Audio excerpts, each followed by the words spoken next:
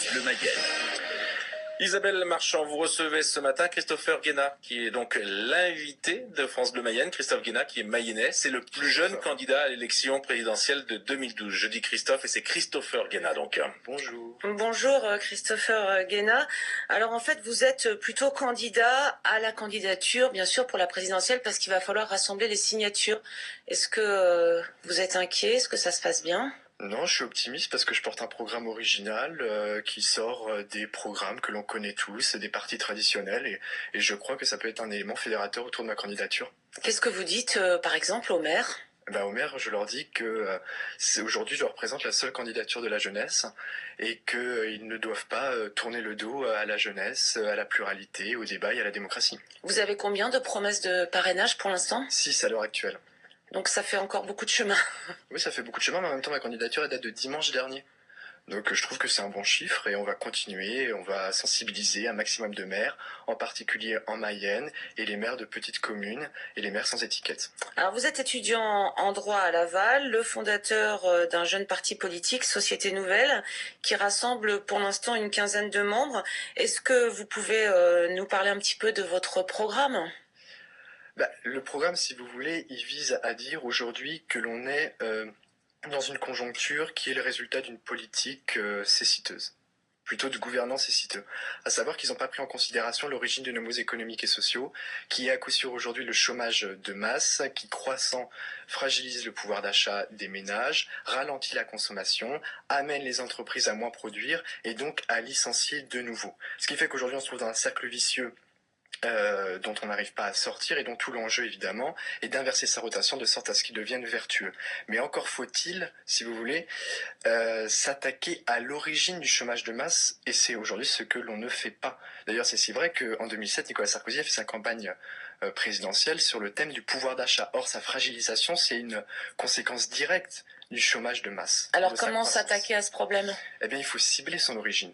Et moi ce que je dis aujourd'hui c'est que l'origine du chômage de masse ce n'est pas, comme on pourrait nous faire croire, au Front National l'immigration, ou bien à gauche on ne sait pas vraiment, ou à l'UMP on nous dit que le chômage de masse c'est dû à une certaine rigidité de l'emploi, à un certain dysfonctionnement lié à celui-ci. En gros il ne faut pas traiter le problème, il faut laisser faire, laisser passer, on voit le résultat aujourd'hui. Bien moi je dis que l'origine du chômage qui est occultée aux Français, qui doivent savoir aujourd'hui, c'est qu'il s'agit du machinisme, c'est-à-dire du remplacement progressif et abusif des hommes par les machines au travail. Qu'est-ce que vous pensez du Made in France dont tous les politiques parlent en ce moment ?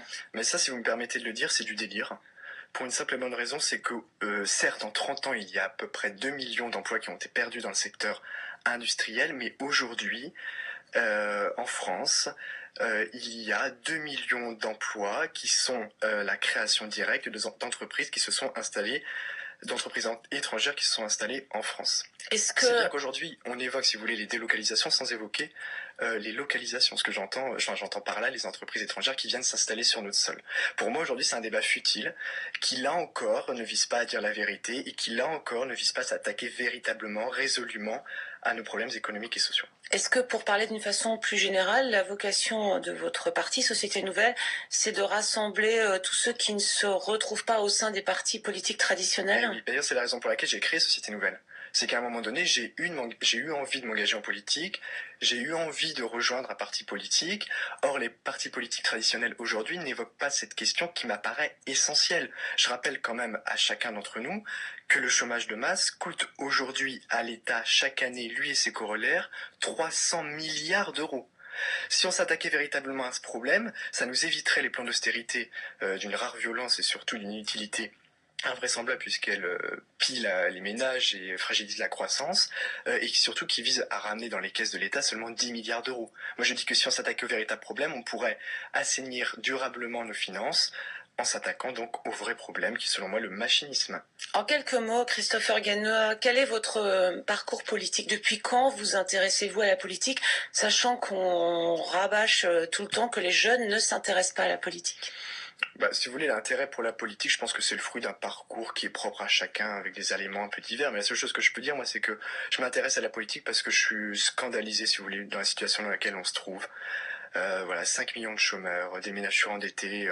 Moi, je suis allé dernièrement à la Défense, aller voir les indignés. J'ai vu des SDF, j'ai vu des jeunes qui sont révoltés, mais qui n'ont pas les moyens de se révolter, si vous voulez. Ils n'ont pas les moyens de s'exprimer. Tout ça, ça me scandalise. Et puis, j'ai un peu le sens aussi des responsabilités. Je pense que d'ailleurs, tous les jeunes devraient me suivre, parce que nous sommes comme les héritiers de la France. Donc vous êtes un peu le porte-parole des jeunes indignés. Non, non, pas du tout. Mais je me reconnais, si vous voulez, dans leur combat, dans leurs difficultés. Et donc voilà.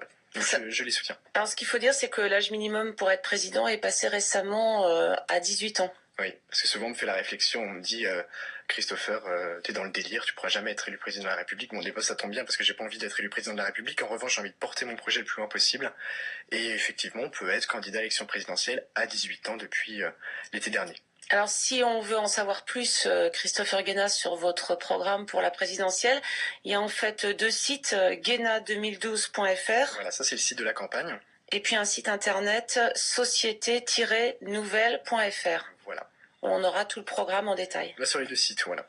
C'est un programme quand même, permettez-moi de le dire, sur lequel on a beaucoup travaillé, qui comporte un plan de sortie de crise et plus de 100 mesures, 101 mesures précisément pour remettre la France et les Français sur pied. Merci Christopher Guéna, et puis bon courage. Merci.